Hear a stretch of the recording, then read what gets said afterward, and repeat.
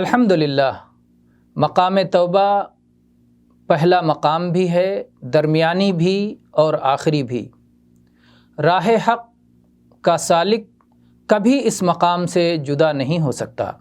اگر اسے دوسرے مقام کی طرف کوچ بھی کرنا پڑے تو اسے اپنے ساتھ لے کے کوچ کرے گا۔ رکے گا تو مقام توبہ کے ساتھ رکے گا، چلے گا تو مقام توبہ کے ساتھ چلے گا۔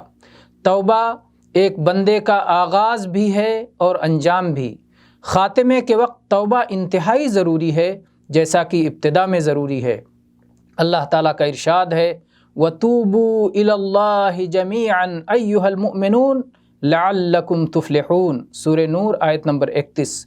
یہ آیت ایک مدنی سورت کا حصہ ہے۔